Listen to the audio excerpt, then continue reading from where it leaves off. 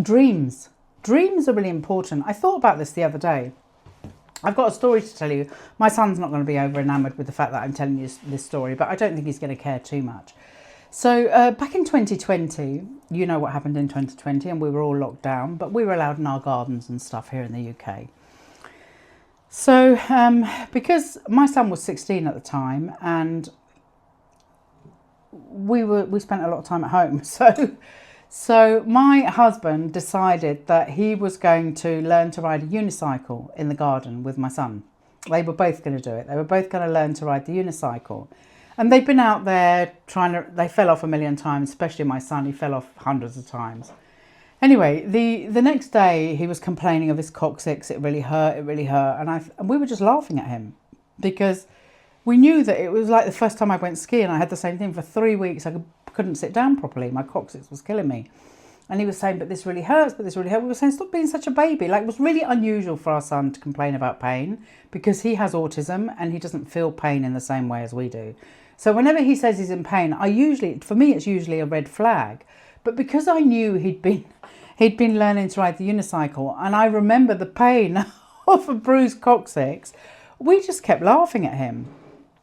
Anyway, a few days went past, I don't know, maybe 3 or 4 days, and I was waking up early one morning. It was about 6 or 7 o'clock. It's about 6 o'clock, I think. My husband was already up. Obviously, my son was in bed, 16-year-old, still in bed.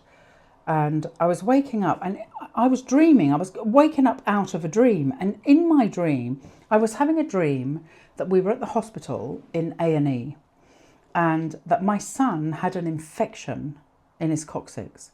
And there was a surgeon, an Indian guy, a surgeon, I can see his face now, who was talking to me saying, I have to operate right now. We have to deal with this right now. I thought, operate? He needs an operation. Like, it was just a really weird dream. But I woke up, like I opened my eyes, wide awake, and I thought, oh my God, he's actually got an infection. I ran into his room and I said, show me your bum. And he went, what, you weirdo? And I said, no, show me, I think you've got an infection. And he did. He had a polynoidal cyst. So I took him straight to A&E. And of course, he went through triage. So we had a male nurse first who looked at him and said, oh, you know, I need to get a surgeon to come and look at this because this looks pretty bad. You're quite a hairy guy. And, you know, I think you've got a polynoidal cyst, which is when a pubic hair, grows in instead of out. And it starts to grow in and creates a channel inside. So it was at his coccyx level. And then that becomes infected, and my son's had become infected a lot. And when I think about it now, he must have been in absolute agony. And actually the guy in triage said, I don't know how you've put up with this, mate. Like, this is horrendous. Anyway, the surgeon then gets called. So the surgeon comes in, and guess who it is? The Indian surgeon that I'd seen in my dream. And guess what he said? I need to operate on this today. My son had eaten a biscuit for breakfast because he doesn't like going anywhere without food. He'd eaten a biscuit for breakfast, so we had to wait several hours. And obviously it was in the middle of the pandemic, so the whole arrangement was, you know, we were all masked up, then we were isolated, then we were put to one side, and then we were given a room. It was actually quite good to, if you had to be in hospital, to be in hospital then, because the children's ward was moved to the, and here you're a child till you're 18. So the children's ward had been moved to the private hospital next door, the Runnymede Hospital. So we ended up in there. And once enough time had passed for that biscuit to digest and for the anaesthetist to be happy, they then took my son into surgery and dealt with that. But the interesting thing is I thought to myself, would I have reacted in the same way if I hadn't been this kind of person, if I hadn't been doing this spiritual work on myself for all of these years? Because this was 2020. I started doing this work in 2012. So if I hadn't been in this field, would I have realised that that was a download for me to act upon? I probably wouldn't.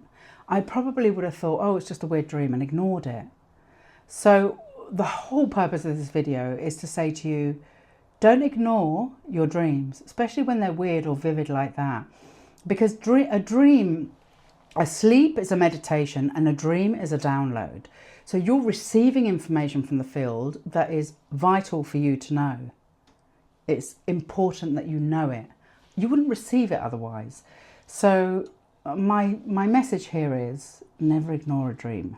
Never ignore a dream. Write it down.